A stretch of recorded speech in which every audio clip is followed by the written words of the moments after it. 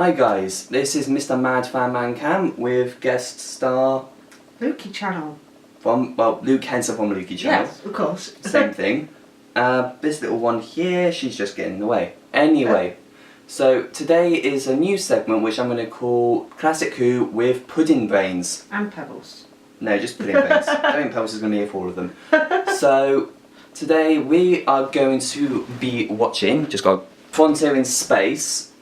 From Pertwee era, 1973, 10 years of Who. So why did we decide this video?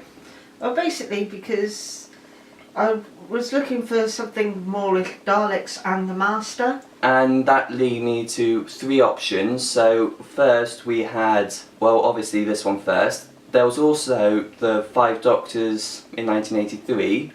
But that was an anniversary special, and the Master and the Daleks never, get together an episode. Anyone who's seen it will know what happens. Yeah. And then there was also the Magician's Apprentice in 2015, but that's a modern one, so not really qualified. But there was one which Luke here thought was a Master Dalek episode. I did, that was the one with Martha Jones in it. When was that? Clearly a pudding brain here, everyone. Yeah, I have no idea. I don't watch much Doctor Who. FYI, it's obviously Sound of Drums, Last of the Time Lords speech with David Tennant, Free Agyeman, and John Sims' first appearance as the Master. But that's not the Daleks, is it? No. It's the Toclafane. So yeah, you can use giant spheres like metal footballs, to giant metal pepper pots. It's an easy mistake to make. Amateur. Okay, so here's what's going to happen. We're going to watch each episode at a time. We're going to stop the video and we're going to talk about what happens in said episode. And if Luke, you want to stop at any time or end the review altogether, we'll just decide. And I have some lovely forfeits for him to get into. Hey! Yeah, so Pebbles, these aren't treats. Watch it. Okay, so you ready to begin? Yep. Great, we'll get started.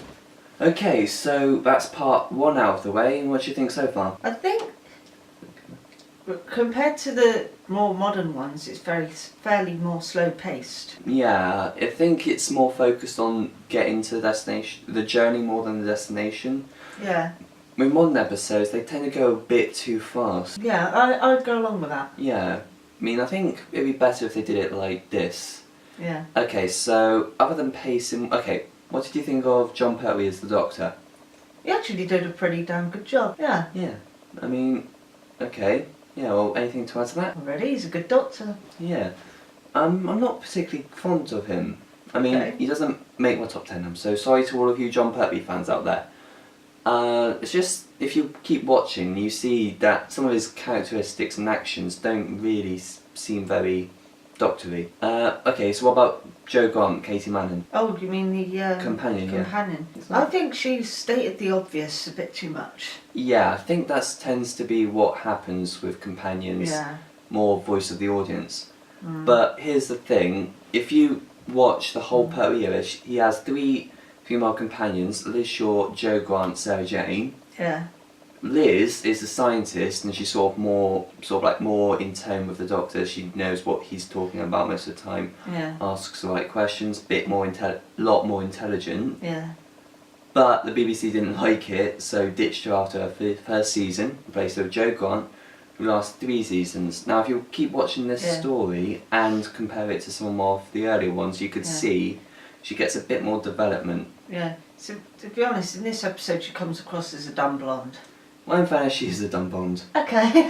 But with Sarah, the thing is though, with Sarah Jane, she's sort of like more, even back in her first event, she's more straightforward, thinking, rational. But she can also be a bit more independent in such, like, if you watch like Monster Paladin and The Time Warrior, she's a bit more women's lib. So it's sort of like trying to make up for Jo Grant. Yeah.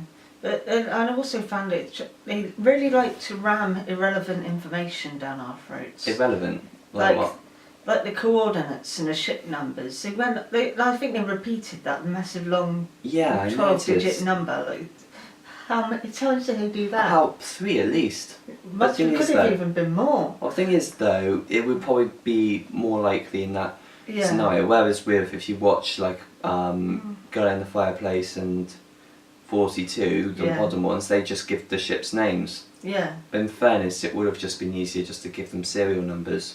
Yeah. Which fits. Okay, which leads on to model shots. You noticed Oh yeah. quite a bit of them. What did you make of them? I think it's. I think for the time it was made, it's okay.